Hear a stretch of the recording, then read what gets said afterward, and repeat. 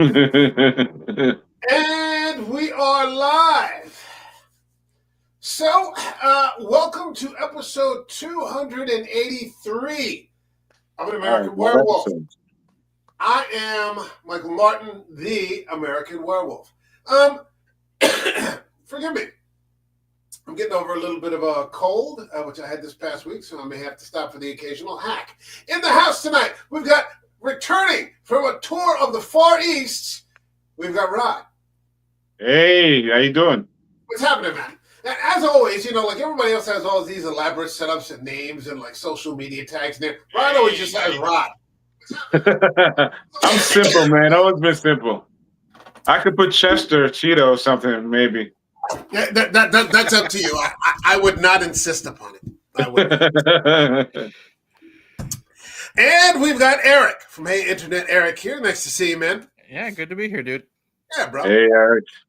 So, unfortunately, it doesn't look like John's going to be able to make it tonight. Had some unfortunate circumstances. But we are going to soldier on. And although the show has kind of moved away from horror, it's the Halloween season. So you can't really do comedies. And I was thinking of a theme, and I was like, wait a minute, what am I going to do? And then I remembered last year, I had already decided we were going to go do ghost stories and haunted houses. And that's what we're doing. And so we're kicking it off with a film I've always wanted to cover on this show, Guillermo del Toro's The Devil's Backbone.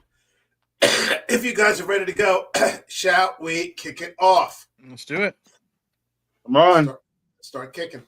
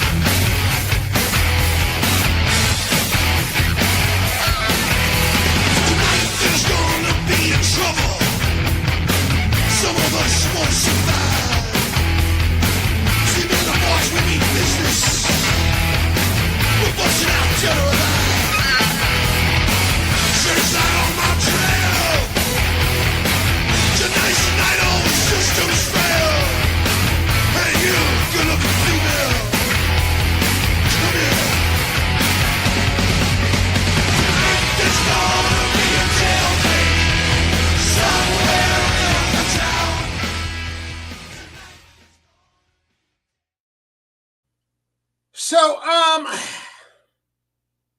I think this happens to be a superior film with a sort of ghost story wrapped around it. The ghost isn't in it very much. It's not your typical ghost story film. Now, I remember we've covered a little bit of Del Toro on this show. We've covered Mimic, and we've covered Pinocchio. And Hellboy. And we covered, did we cover the first Hellboy? Okay. Yeah, I was on that one with John. Okay.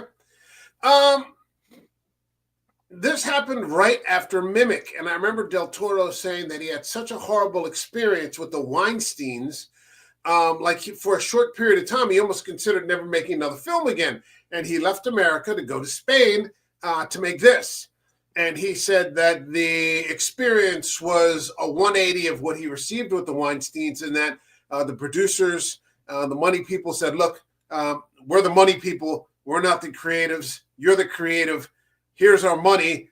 We trust you to go out and create and make us a good movie, which I would argue he made an excellent film. And as Del Toro often does, it has a lot of depth. It has layers. There's nothing superficial about it. I thought that a school is just a great setting for a ghost story. Something you don't see very often. It's not a house. It's not, a hospital or some sort of insane asylum. And I thought what makes it a great setting is that it's almost a folk horror setting, and that children just automatically accept that there are ghosts. Mhm. There's no need to convince them of anything. You don't have to, suspend their disbelief. They just, it's a ghost. We get it. There's a ghost in here. No problem. Let's start out with Rod. Give us some initial thoughts. Have you seen the film before? What did you think?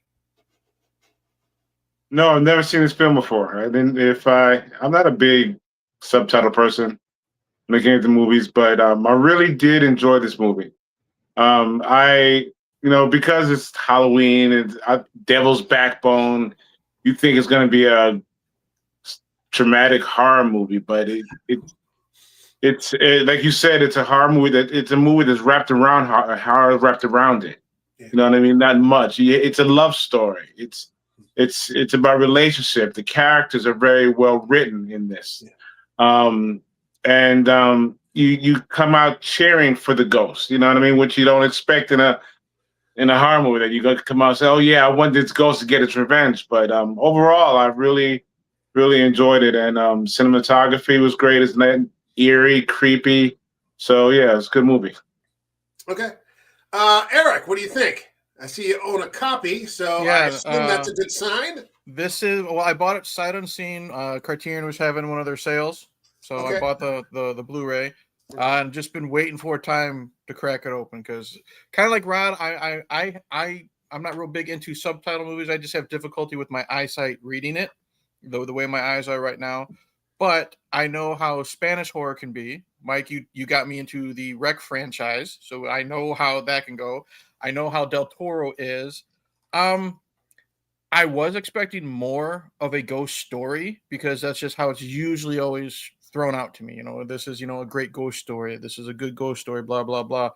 But I still really enjoyed it, because kind of like what Rod said, with the characters, the way it's written, there is a love story. I liked the kids. I'm kind of like you, Mike. Yeah. I'm real iffy on child actors. You know what I mean? When they're good, they're really good. But when they're bad, they're really fucking bad. And what Del Toro has proven is he's really good with tone. This wasn't a scary movie, but it was really fucking creepy in parts. When we saw the ghost, you know what I mean? He had a great look to him. Yeah. We'll get into it, but he had a great look to him. And whenever you would see him on screen, even if it's just like his face in the background or in the water, you had that kind of that shiver. You know what I mean? Yeah. So yeah, overall, I really, really dug it. So this is the second film that Del Toro has done that is set along the backdrop of the Spanish Civil War, the other one being Pan's Labyrinth, where you've got, his initial idea was to do this in Mexico, growing up in Mexico, where, guess what? There's a lot of political violence there. But instead, it ended up being in Spain.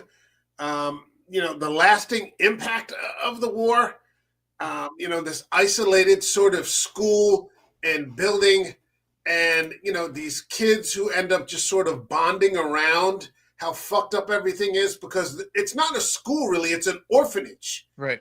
They're all orphans, or at least most of them are. Their parents have either left them there or their parents are dead. Fighting in the war. Yeah, and so they leave them there. You're introduced to the main character, Carlos, who doesn't know yet that his parents are dead. And he's staying with this guy, Mr. Ayala, who sort of drives him to the school. And then just sort of, excuse me for just a second.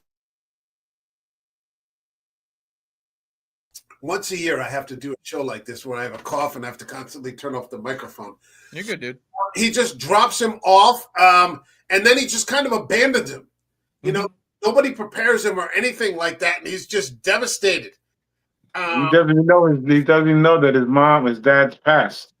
No, like nobody shares that with him. You know, right. It just sort of never comes up again.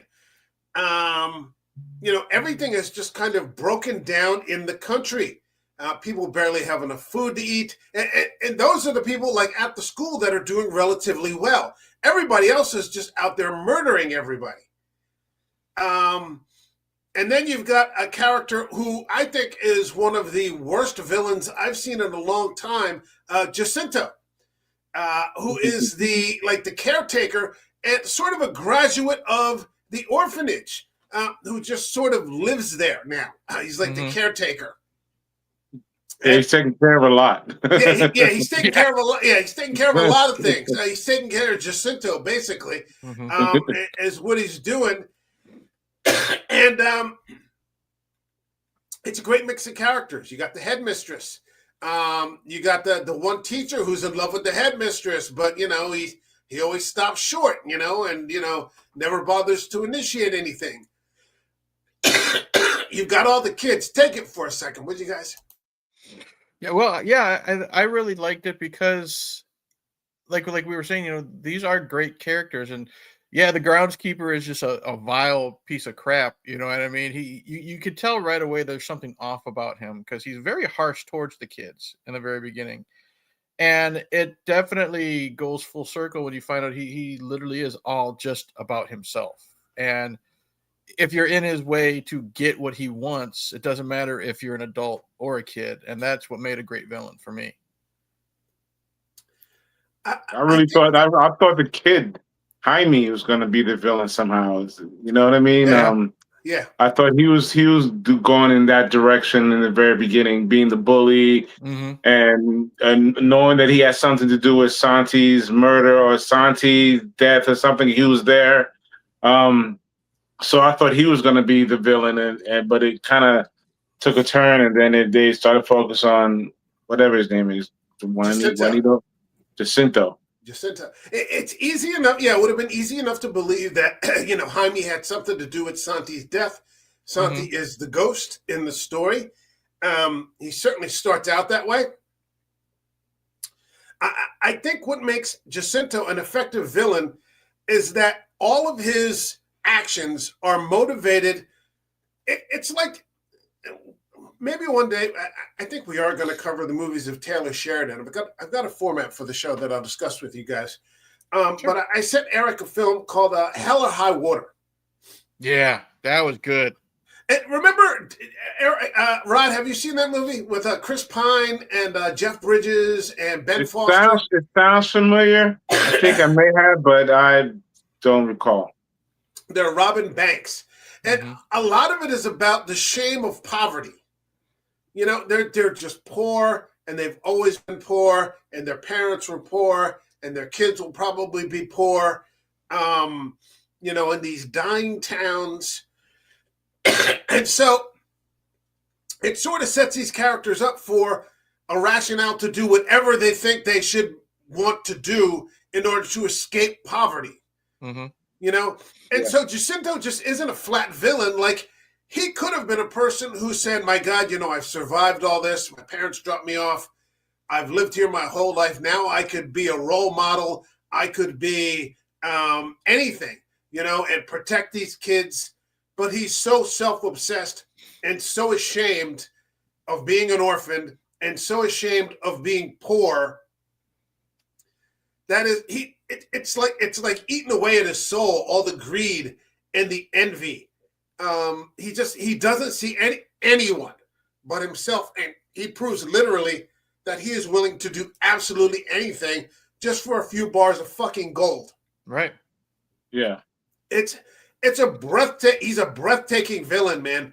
I would love to see his evolution from like being a orphan to now. I'm surprised that Carmen or Cesares didn't see this evil thing within him. Yeah, developing within him. Because you can see, I work with kids all the time, and you can tell now. I can tell at an early age this kid's going to be trouble when he gets older. Yeah. You know what Yeah, I mean? I know exactly what you're talking about. I know exactly what you're talking about. And it's also an interesting contrast in that he's the only one who's kind of isolated. Like everybody else is part of the community. And maybe, like kids bicker with each other or pick on each other and they want to pick on the new kid, this, that, and the other. Yeah. But it's like this, sort of theme of like solidarity on the one end where everybody has to do everything that they can to just survive, even if it's just be kind. And then you've got Jacinto, on the other hand, who is just completely isolated and by himself. And the headmistress, whose name I can't recall, reminds him of that. Like, even when you were a little kid, you were always like this. You were always lonely. You were always sad. You were always by yourself. Carmen. And Carmen. She just he doesn't have a bad life. He's got that pretty young girl. Yeah. Even if he's not with the headmistress, he's got Conchita, who's quite beautiful. Beautiful and young and interested in him and, wants to, let's go have a farm somewhere and, just live quietly together. And, no. He doesn't care. No, his heart is just completely black. He's just got a black fucking heart. Del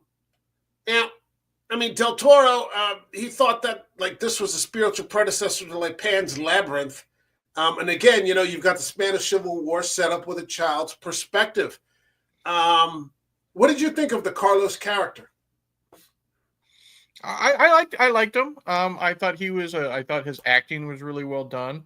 I liked how it kind of showed, and like in the very beginning, he's just an innocent kid.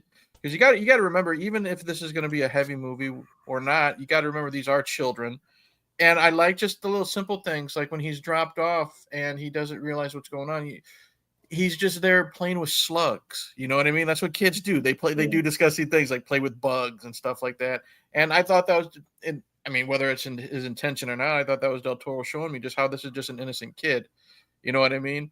I liked how he went from this bullied kid to, when the water is knocked over and the bully says, well, you got to go fill it up. Well, you're coming with me, that type of thing. And, he eventually does stand his ground and becomes stronger. And this child actor did a really, really good job of going from just innocent kid to picked on kid to finally, putting his foot down and be like, okay, I'm not going to put up with your shit anymore, to very strong by the end. So I really liked him. Yeah. Rod, what did you think? Oh, same thing as Eric said. I love his innocence. I liked his evolution from being the innocent person to being one of the leaders in the orphanage. Everyone looks up to him. You can tell that he was very smart, very, reading his comics, and he's this very intellectual kid. And the way he befriended, the way he kind of challenged Jaime, and then turned it into a friendship, to a really strong friendship where, Jaime ends up revealing his darkest secret to him, in this movie. So he was very strong, and by the end, and very much of a leader there. And that's what I just love, the evolution of the character. He starts out innocent, but he's not spineless. Right. The minute that he calls Jaime out, he's like, yeah, I'll go get some water. You're coming with me. Exactly. What's the matter? He's scared. And like he does it in front of everybody. He's very intelligent. Mm-hmm. He's not the biggest. He's not the strongest, but he's smart. And he becomes bolder and bolder each time he confronts the ghost. Yeah. Well, he confronts, the bullies. They eventually, because like he'll stand up to the bullies, but he's not so much a snitch that he'd like rat out to the teachers. Well, he knows that he needs, what's the bully's name? Jaime. He knows that he needs Jaime on his side. So the one time when the groundskeeper wants to know what you got, what are you guys doing here? Whose knife is this type of thing? He says that it's his and not Jaime's. So he can get Jaime on his side. He can get, the respect, and Jaime will leave him the fuck alone. You know what I mean? So, he is very intelligent, the enemy of my enemy is my friend type of thing. That's how I looked at it. Yeah. He's a good character. I initially started out this show, like we've discussed, being very critical of child actors. Mhm. And it's funny because in some of the most prominent horror films, like The Omen or whatever, Amityville or whatever, I just thought they were shit. Quickly learned that not all performances are equal, or not all ages are equal, or not all actors are equal, and have covered a number of films with children in it where they just hit it out of the park. Excuse me. All the kids were good. Yeah. Not just Carlos. He had a good supporting cast there. That casting was great when it came to those child actors. Even that one little kid, Owl, who couldn't speak, this child actor was really good with his body language and the stuff that he had to do. So this cast of children was really well done. Let's see. The cast included young Fernando Tielve as Carlos and Íñigo Garcés as Jaime. Let's see. Alongside established actors like Marisa Paredes as Carmen and Eduardo Noriega as Jacinto. Del Toro worked closely with the child actors to ensure authentic performances, often encouraging improvisation to capture natural reactions. Federico Luppi, who played Dr. Cisares, another character I liked a lot, was a frequent collaborator with Del Toro, bringing gravitas to the role of the tragic principal doctor. Yeah, came up a little short, a little too principled. As Booker T always said, if you're not cheating, you're not trying. Yep. The doctor learned that a little too late, Yeah. but he did get there. I read somewhere that the Cisares was originally a extra or something.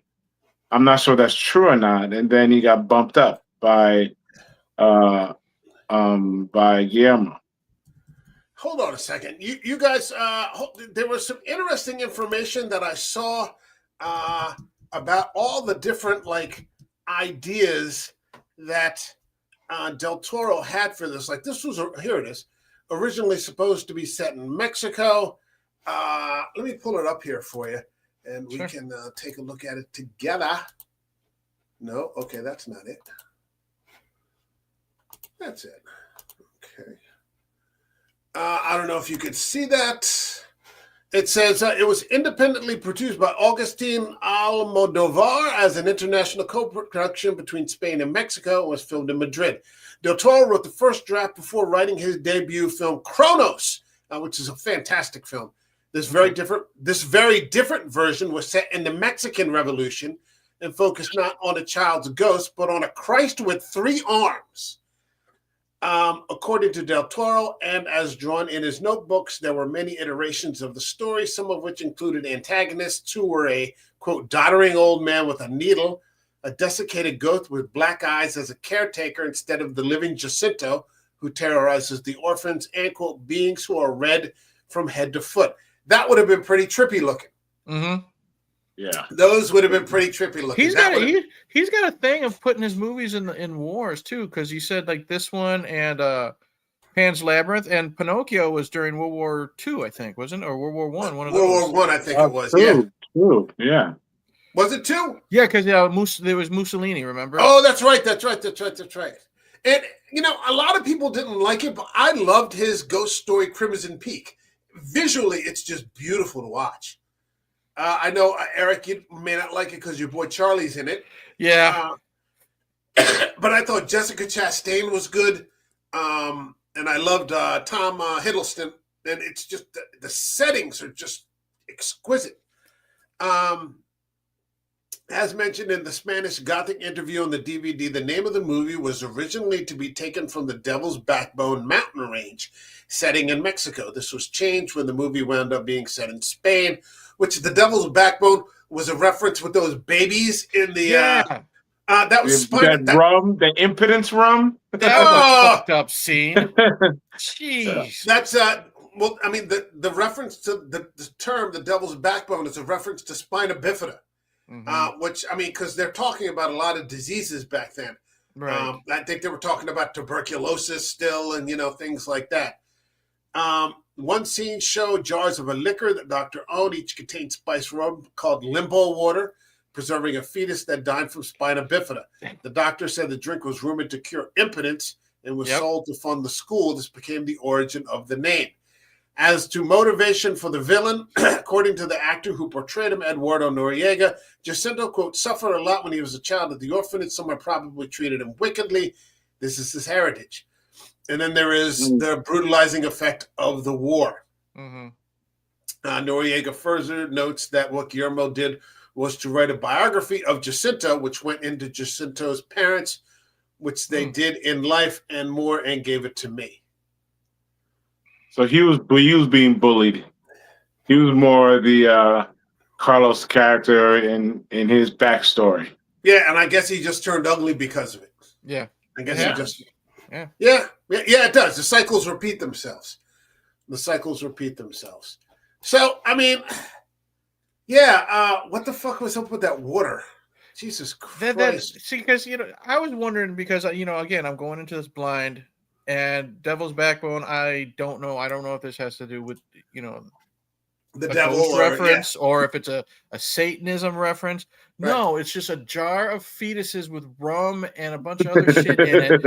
And you have the doctor / principal having a man-to-man with Carlos, and he's talking about how it cures this, and it also talks about how it'll help get your dick hard and this and that and stuff like that. I'm just like, and it's funny. The next scene is when you see Jacinto and Carmen having sex. You know what I mean? At first, I thought it was Cesare's doing it. I'm like, okay, they're showing that it really works. Yeah. Well, now you understand why he's drinking it, because I guess 60-something back in the 40s was not the same as 60-something today. Right. And he just. You got to drink a jar of fetuses instead of taking a blue pill. Yeah, I was gonna say, they didn't have the blue pill. You got to drink fetus water. So. Oh, Jesus Christ! But you know what? The thing is, to be honest, that fits right into Del Toro's notebooks. Yeah. You know what I mean? He would do something that weird and obscure and gross. It's just gross. Yeah, it's just gross. And love it. Yeah, love it every second of it. The budget was modest, around He made this for about $4.5 million. That's amazing. That's amazing. He said he relied on practical effects for the Ghost of Santi, prosthetics, makeup, and clever lighting. There was no CGI. Really? No CGI. The lighting was great. They had it outside where Jacinto and Conchita, whatever his name is, had a scene outside where the lighting was great, just the moonlight and just the whole cinematography. Everything was great about it. I love that part of the movie. Look at this ghost is amazing because you see like the veins and stuff at the top of his head. It's like, like if you had like a porcelain doll and you actually dropped it on the ground and cracked it. But there's a great scene where sometimes in the shadows the light catches it. You can see you can kind of see it in this picture. You can see his skull and his bones and his ribs and his his leg bones as he's walking. You know what I mean? And that's what adds to the creepy factor of this movie. He's not in it that much, but the way he looks and the way he moves, it is like one of those. I think because there is no CGI. Something in your brain just is alerted when you're not looking at CGI and you're looking at practical effects. It has a different effect on you, I think, and you're like, this is real, like a lot more real looking. Yeah, I didn't like the smoke that reference blood come out of his head. This had smoke come out like it was a caboose train or something like that, coming from the back of his head. It was blood. It was the blood floating. I realized it was the blood, but you could tell it was smoke. Well, it looked like smoke. It says here, the ghost with his cracked porcelain-like skin and blood floating up was a deliberate choice to make the supernatural both eerie and poetic. Del Toro worked with makeup artist David Marty to create a tactile, organic ghost rather than a digital one, emphasizing physicality. And I think you can see the difference. I think, Rod, the reason why it kind of looked like smoke, the way it moved, because if you remember, after he was, his head was smashed in, he was dumped in that water. So I think it's just to represent like the blood in the water, the way it moves. So it looks like it has that. Oh, yeah, I can see that. Well, it's also, a metaphor for a wound that hasn't healed. Mm-hmm. You know, Yeah. he's just been wronged. Yeah. You know, Jacinto just murdered him, and he did it by accident, but Right. he did it by being a bully. He did it because he didn't want to be caught stealing. Yep. And he dumped him. He dumped him right in the water. Yeah. I mean, at that point, it just becomes murder. Mm-hmm. You know, so there's a wound in that place that just hasn't healed. That whole water center it's a big part of the movie. You know, it seems like that's what when Carlos saved Jaime from drowning. Mm-hmm. Yeah. You know, at that point, you know what I mean? It's kind of like Jaime's about to do the same thing that happened to Santi, you know, die in the same way from the drowning, you know. Even though he was already kind of hurt and dead, but he's still alive when he went down. So, and then at the end, then you see the way he died, where Jacinto died. So all the correlation, I love the fact, and the dirty water, I love the whole essence of it. It was great. It's his greed that's weighing him down. It's the bars of gold that's weighing him down to the bottom of that water. Yeah. And then you're just waiting. You're just waiting for the ghost to show up. And then again, you just have that face like right behind him. That's all you see. And then it latches onto him and pulls him down, and it gets its revenge. So again, the people can say what they want about Del Toro. He's got some visuals, man, and they're really, really good. This fucker knows how to use a camera. I love it's a simple scene when the kids are locked in the room, and one of the kids is like pushed up against the door, and the camera goes from like his profile through the door frame to the outside. Yeah. And I'm sure it's a simple trick. I'm sure there was no wall there, and it's just a simple going from point A to point B. But it just looks so good, and just something simple like that is just so creative. I also loved in that shot that they didn't actually show you, like, it would have been easy enough to set up something where you look through the keyhole and you see those guys trying to crack the safe. Right. All you see instead is the hallway. Mm-hmm. You know, it's a lesser shot. You still don't know where the guys are. You sort of hear people doing stuff over here. Yeah. But, you know, like, you know, somebody like me, I would, you know, gone right through the keyhole to the guys hammering on the safe. Yeah, the coast is clear. It's still working. Well, he did the keyhole thing once before that when Santi looked through the keyhole and scared Carlos and jumped back. He did the keyhole thing. Yeah. Is this better than the others? Similar. You've got war. You got a movie set in a war backdrop. It's the end of World War I or World War II. I can't be sure. You've got drama, and you've got horror. That's tough. It's been a while since I've seen the others. It's still a banger of a movie. It really is. Oh yeah. I'm not saying it's bad. Better?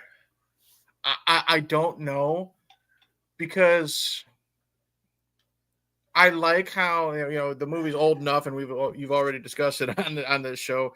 The two worlds, or the two time periods, that draws me in a little bit more towards the others. But I think also kind of like The Game or The Sixth Sense, once you get that twist ending, I think it loses its impact a little bit. The Devil's Backbone doesn't have that. Right. So as of right now, I can't say which is better than the other, but there's definitely less of an impact on the second watch of the others, I think, once you get that twist ending, if that makes sense. Yeah, that's the Sixth Sense is still a great movie. Yeah. But once you watch it like the third time, and you don't have to put the puzzle pieces together anymore, it's just a good movie. Another movie. It's just not like holy shit. It's just like, this is a good movie. Like the usual suspects. Suspects. Yeah. As a said. That's right. Yeah. So, I mean, Jacinto, he's just in one of the surest arguments that I've ever seen that women should have never been given the right to vote. There's a woman in here actually attempting to put out flaming cans of gasoline with a blanket. Well, where'd she come from? I don't recall her in the movie. She just popped up at one point trying to put.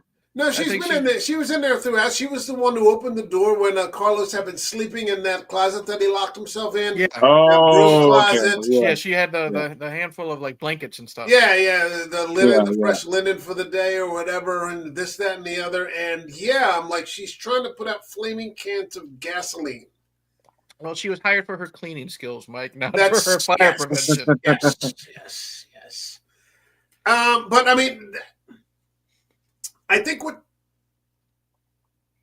what starts out as a dislike for Jacinto just turns into loathing. Yeah. Because he just starts like he has no conscience about murdering all those children. Murdering the girl, his girlfriend. Murdering Conchita. Yeah. Murdering Carmen. Destroying the place that raised him and saved his life. And kept him off the streets, kept him out of the war. Because, it's not like he was a real tough guy who went off to go fight the war. Right. He was just some guy that, could bully some kids, and bang an old lady with one leg. He's kind of a scavenger. Mm-hmm. He and those two friends of his, they're scavengers. They drive up to one point after the fire, I think, to try to storm the building, and they see Dr. Cesaris holding that shotgun, and they all just back off. We're just going to wait. They're just waiting, like outside the circle, they're scavengers. He's just got an aura of an asshole, though. Just like that one scene, and he doesn't even say a word. He walks in, he's got the knife, and he just sticks it in an apple and just puts it in his mouth to like bite it and stuff. Like that's just him just trying to show that he's stronger than these kids. He's just trying to intimidate 12-year-olds. Yeah, he's just trying to intimidate them just for the sake of intimidating them. You know what I mean? I love that I hate that he threw Jaime the cigar band. Yeah.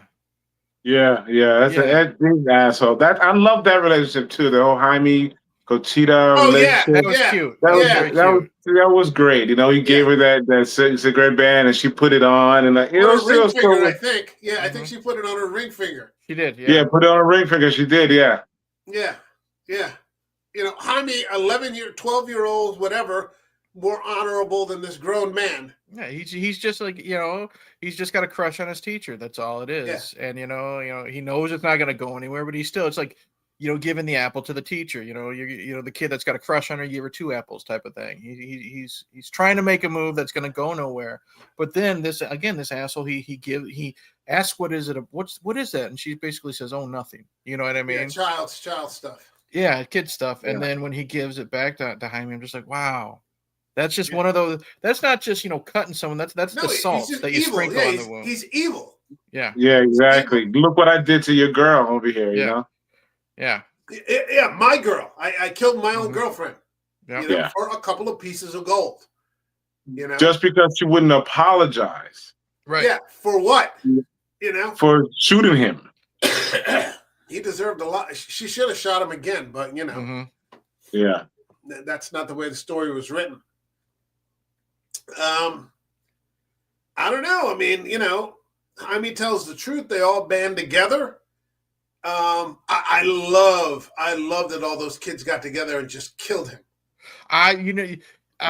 Well, you guys were, with kids and in schools and stuff, required reading for me was Lord of the Flies. I was getting a real big Lord of the Flies. I kept thinking that throughout this movie, watching Lord of the Flies effects. Yeah. And them going off on him and stuff like that. Just Bill. See, that's one thing I do like about Del Toro, though, is he's not afraid to put kids in peril and pain and mimic those 2 kids in the sewers. They don't make it out alive. There are kids that die in that fire and that explosion. And this, there's that one scene where I think it's Owl that's getting, shrapnel pulled out of his back. And you have that one poor kid who slides through the window of the door and lands on his ankle. And then we see him hobbling away at the end. It's rough seeing these kids because they, even the bully, they are good kids. They're just dealing with a rough life. You know what I mean? And that's what's great is you get attached to these characters, and then when they're put through hell, you feel that for them. You know what I mean? But then when they're spiking that fucker to attempting to spike that fucker to You're death, cheering for them. exactly. And it's brutal because you see those sticks go through the flesh of his arm and his back. That first one goes into his armpit. Yes, because my daughter, she's 13 now, so she can, she's getting into the horror stuff, and she knows, because Mike, she watches the deathmatch stuff with me. She there's that artery in the armpit that goes to the heart. He's gonna die right there. Exactly, he's gonna bleed out. Yeah, he's gonna die, and good. Yeah. I also thought it was very rough that they found the gold in Carmen's wooden leg. Yes. Oh, and that had no impact on him whatsoever. And she did say her leg is heavy before she died. So the leg is heavy. I did not think it was the gold that was in her leg. Yeah. I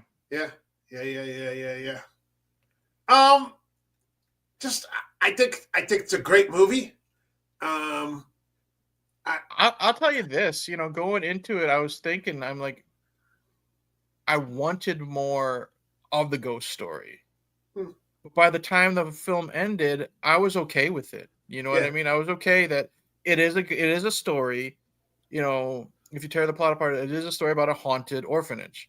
Right. But that's not the main story. That's just like the C plot. You know what I mean? And it still fits. Yeah. You get the backstory of the murder and the ghost. It's a revenge tale because we've all heard those stories about a person done wrong and their spirit can't transfer over until it gets its revenge or whatever. And this little kid or spirit or whatever gets its revenge in the same place where it died. It was really, really good. I was very happy with this one. Yeah, I was disappointed with the horror myself. It's funny, a few nights before, because I was debating which one to do, I watched Paranormal Activity. Oh, did you? And that was, towards the end, that was horror, you know what I mean? Yeah. And it was scary. It was jumping at you. So I was going in there expecting that when it came to, it's the devil's backbone. Yeah. You're expecting maybe a little more murder and gore and stuff like that, but it was the total opposite. So, it really is something that the story really pulled me in, and I'm like, wow, I'm really into the story, and I don't care that it wasn't a horror story. Yeah, you didn't need it. It was just like a little nice bonus. Yeah. Give me a story every time. Every time. All right. Is there anything about this film that you would like to talk about that we did not address? It's just, it's also got a great, like Del Toro has, it's just got a great look. The set design, you feel like you're in that time period, in that part of the war. You feel like you're as poor as these people. Like, when Carlos is giving the tour by the headmistress, you know what I mean? Here's your bar of soap. Don't lose it. That's the only one you get for the year. You know what I mean? You see that big fucking block of soap and stuff like that. You do feel for these kids. When you see how, what is it? When Carlos is being told to give up, who was with him, and I think it's the doctor who has an idea. Just pay attention to the kids. The ones that look up from their lunch will be the ones that are involved. What's for dinner? Bread and milk or something like that. So all the kids, they're just starving. So you do feel, how rough it is for these kids and for the adults too. So it's just great visuals mixed in with the acting, like just a simple body language of these kids devouring bread and milk. You know what I mean? I love that in the beginning, the Ayala character says, look, he can be hungry here or he can be dead out there. Yeah. These are the choices. She doesn't want to take any more. She said, we can't take any more people. We don't have any food. We don't have any money. Mm-hmm. We have all this gold, but of course it's for the cause, which is the communists. Mm-hmm. So we can't spend that. And, I also love that we saw Ayala again. And Dr. Cesara sees him as he's being lined up against the wall and shot. And that's what provokes the him disbanding, leaving, Yeah, because they think he's been interrogated and he's talked about the about the gold, which it turns out he never did. Like nobody ever comes, but Casares is so worried about that. That's what prompts the evacuation that leads to everything going fucking south. But I like that we got to see at least one of those characters again. And, he doesn't make it out of the war. Mm-hmm. He's captured, he's lined up against the wall and shot. So I like that they I love that scene right there when he's being shot. Because they show you at first them putting the gun to the back of the head, instead of those where they just get a machine gun and it's gun already down. But then you see Casares jump every time he was shot, just jump, and it gave you a sense of the fact that he was compassionate for these people. This showed his heart, really. You know what I mean? Well, it wasn't just a school teacher. Yeah, this is the second movie that, again, the Spanish Civil War, where the communists are sort of portrayed as the good guys. This is the second time it happened. The Pan's Labyrinth was like that. All of the people that worked in the house with the captain, the military guy, were the communists. It's just that they were sort of in hiding.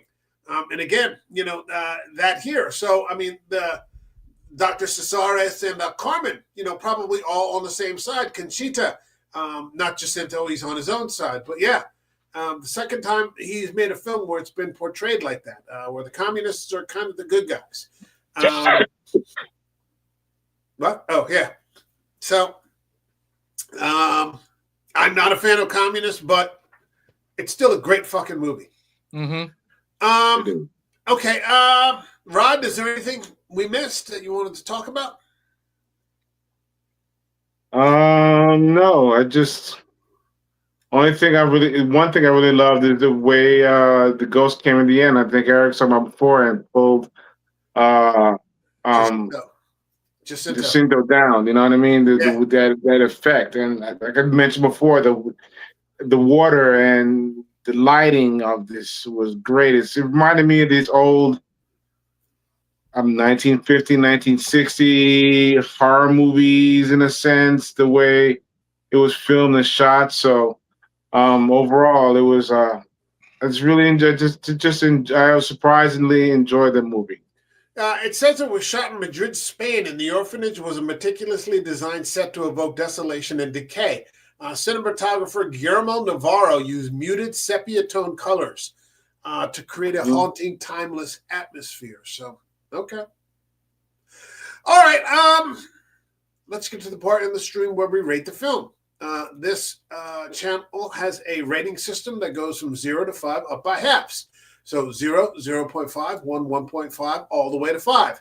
So 0, for example, would be I'd rather have a baby vomit on me while I'm wearing a tuxedo than watch this film again, all the way to 5, which is this is the journey, this is the destination, this is why I watch films in the first place.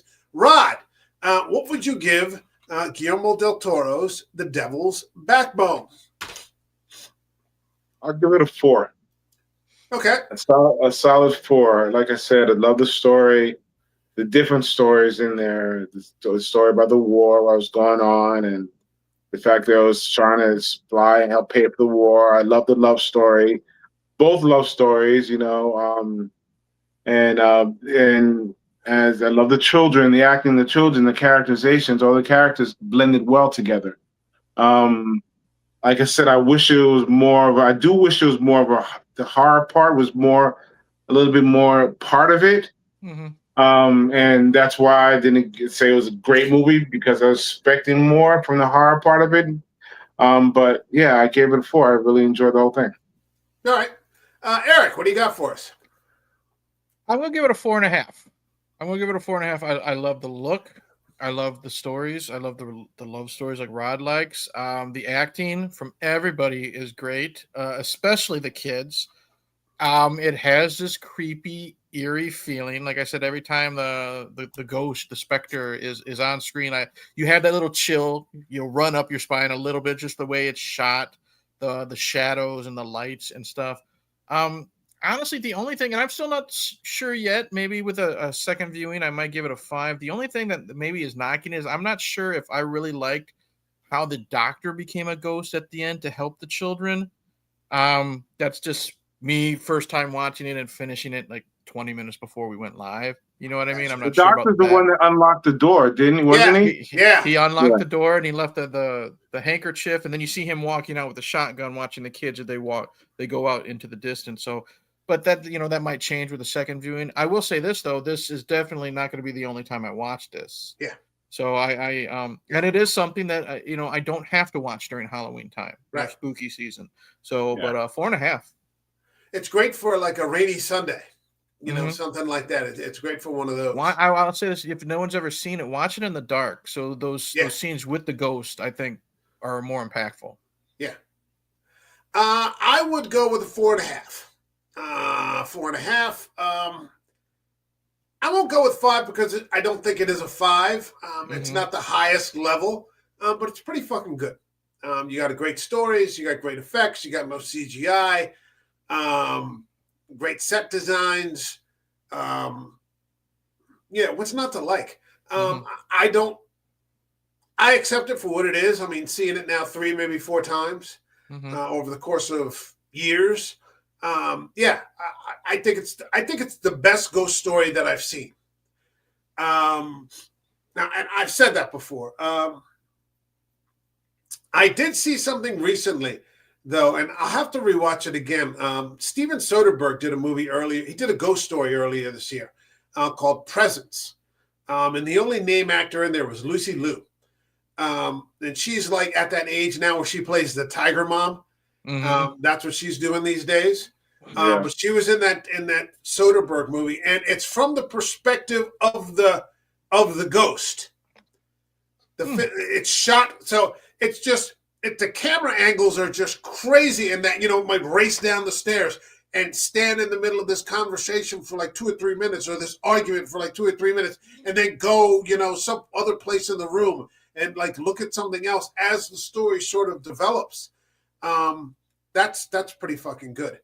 But I like that, unlike a lot of the other haunted houses, it didn't have the typical tropes, you know, with the jump scares and the loud noises and, you know, that kind of shit. You just got a great story that just happened to take place in a haunted setting. So yeah, I go 4.5. All right, Rod, do you got anything you want to plug? This again? No, I'm not doing anything right now. I don't have anything I need to plug or whatever. I'm just living my life. No stage productions these days? No stage productions. No, nothing. I do one play a year. That's all I have time for. So nothing I'm doing right now. I did that too.